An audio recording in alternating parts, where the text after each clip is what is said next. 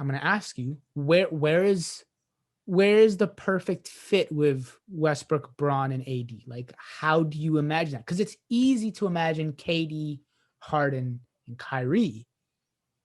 For me, it's difficult to imagine the other three, just because there's a lack of floor spacing. Not that there isn't floor spacing, there's just a lack of it. They all kind of need the paint to work. My thing is And I don't just know.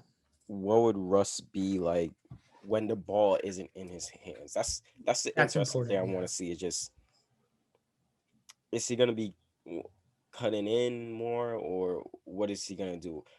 Yeah. Maybe they put him more in the dunker spot. Maybe they space Anthony Davis out to the 3-point line, So possibly Westbrook at the five. more, something like that. It's just that aspect I want to see is all right when the ball is in LeBron's hand. Like, how is Russ gonna operate, and how will he operate when LeBron draws defense and kicks it out to Russ? Is he gonna hit a three? Is he gonna drive in and pull up, or what is he gonna do there? So When the ball is in Russ's hands, I don't really have yeah. too much concerns. Transition, he's gonna light you up in transition. Just get in the lane and kick it out to shooters. Draw the defense, kick out to shooters, find guys in the dunker spot. Basically, what he was doing in his whole career. Um, LeBron can benefit from that as a cutting inside. The shooters can benefit from it.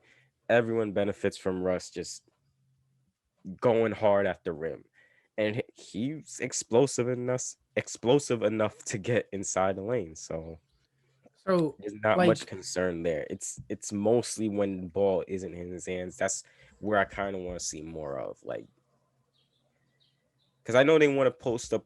The funny thing is, Westbrook, you could post him up. LeBron, you could post him up. Anthony Davis, you could post him up. So yeah.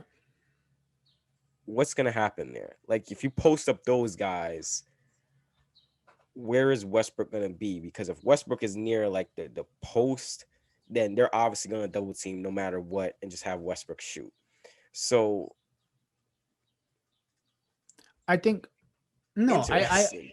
I get that like that's exactly what I'm thinking. Like it doesn't like how with Russell Westbrook with the ball, it works. The issue is, has it worked with Russell with the ball his entire career? Like, where has that team gone?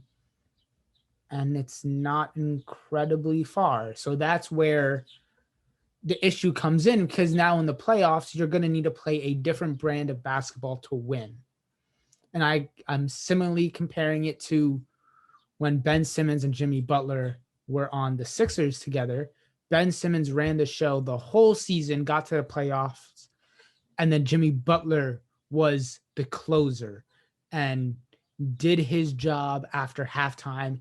And the Sixers were a good team, even a better team than when Ben Simmons had the ball in his hands. But Ben Simmons didn't know what to do because he's never been in that position. They didn't train him for what was going to happen in the playoffs, and the Lakers would need to do that with Russell Westbrook, get him ready to be someone off ball for the playoffs.